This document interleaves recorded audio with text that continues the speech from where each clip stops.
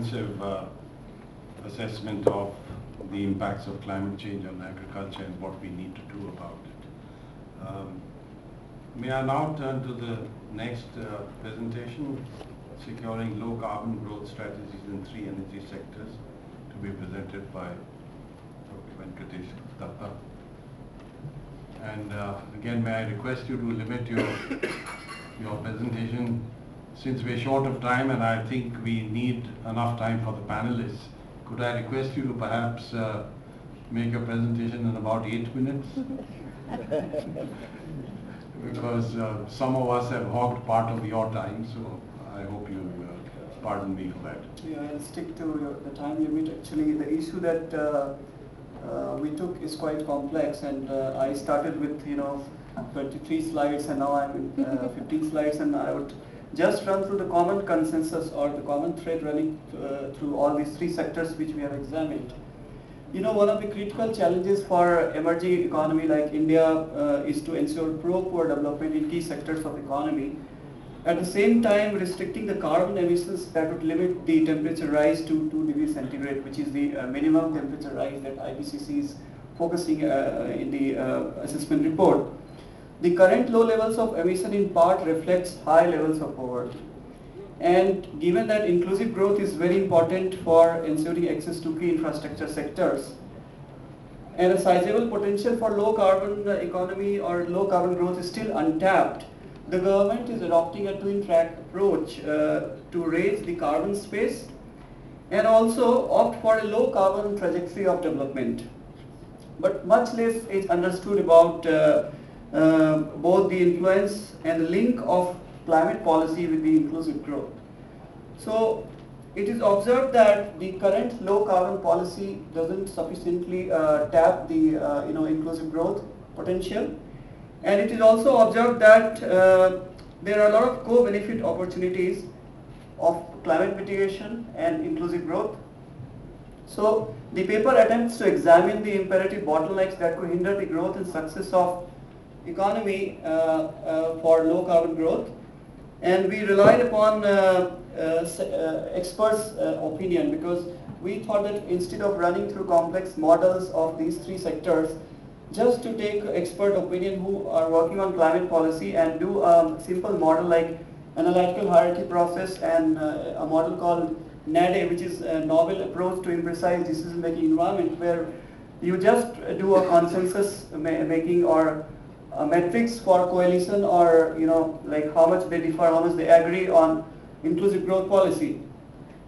So we came to a conclusion, we came to a common consensus among the experts that while India has initiated several programs for ensuring development of its economy along low carbon pathways, the targets are unlikely to be achieved without significant resources, including financial, technical, institutional and knowledge-based skills. High cost of cleaner and new technology, both capital and operational maintenance, seems to be the most important barrier for low carbon growth in India, followed by split incentives, that is cost benefit mismatch, and limited access to private capital. There are also key market failures that may create disincentives and impede the creation of a low carbon economy. So I'll quickly run through the findings of the survey. Basically, the India's climate policy is based upon 3 strong footholds.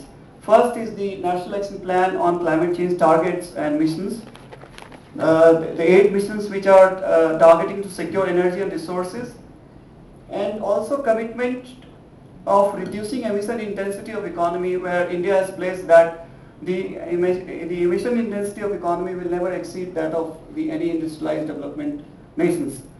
And we are also advocating framework conventions as Article 2, that is on preventing build-up of greenhouse gases to a level which will create a dangerous interference to the climatic systems, and also on Article 3.1, which is on framework of common but differentiated responsibility.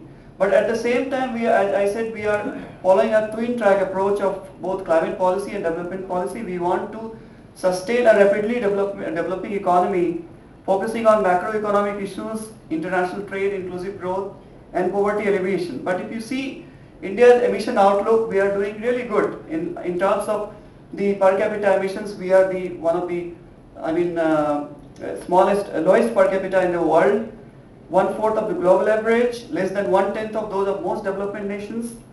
But India would become third largest emitter around 2015. But if you see the cumulative emissions, it gives a very different picture. From 1900 to 2005, the contribution of India in terms of cumulative CO2 emission is only 2%. China is 16, US is 25, and European Union is 27%. But the CO2 emissions globally could jump from currently about 27 to 30 gigatons to about 42 gigatons in the reference scenario, which is like the business as usual without any kind of efficiency improvements.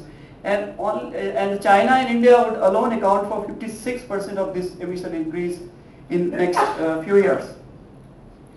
So, as per the estimates of World Resource Institute, in 2030 per capita emission would double from 2005 level, but will remain only 1/5 of the OECD.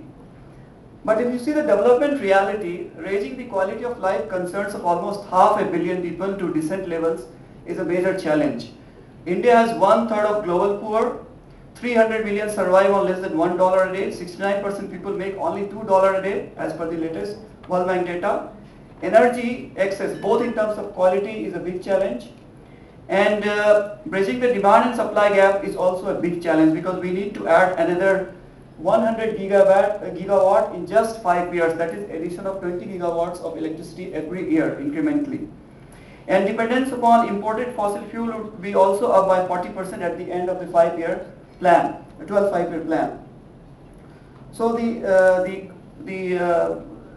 expert opinion actually that we gathered was based upon several issues on inclusive growth, domestic actions, barriers to low carbon growth, international partnerships and support and policy options for low carbon growth. And we took interviews from senior experts, 12% from government and 36% from research and policy think tanks, 32% from academia and 20% from industries. And what came very strongly is that there is no consensus on definition of inclusive growth per se. The concept is vaguely described and there is no guidelines on how to make it operational as far as low carbon growth is concerned. The contribution of low carbon initiatives being undertaken on inclusive growth is also unclear, and there is a lot of co-benefit opportunities which are currently not sufficiently exploited. Also, I will ultimately go to the conclusion because issues are too complex to confine in just 2-3 minutes.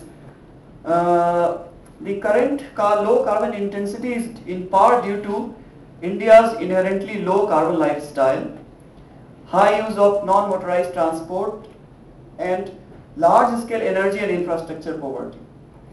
And whatever emissions we have, they are basically subsistence emissions. They are not luxury emissions, and they need to grow to alleviate poverty and raise the quality of life standards of people. But the business as usual trends do not favor inclusive growth. Low carbon initiatives do not sufficiently exploit co-benefit opportunities. And the trends of declining carbon and energy intensity will continue for some time, but they would be weakened by the unsustainable patterns of development in times to come, because there is high growth of private vehicles. There is also, we are making our infrastructure more in terms of suited to Western lifestyle patterns, models of growth, persistent inefficiency in the electricity supply sector. Some promising initiatives have been taken like large-scale deployment of renewables. We are very good in renewables, almost 2 times than the United States. But sizable potential for low carbon growth is still untapped. And currently the emission impact on the more inclusive growth is not clear.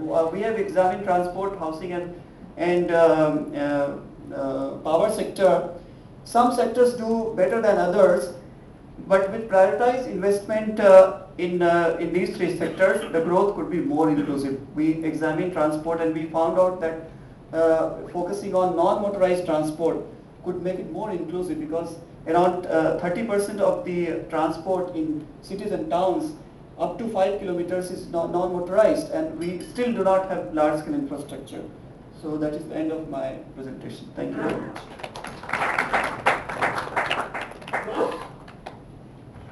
Thank you, Venkatesh. We will certainly have comments from the panel on your paper, as with all the other paper reviews. Our next speaker is Yu Tae Howard Liao. He's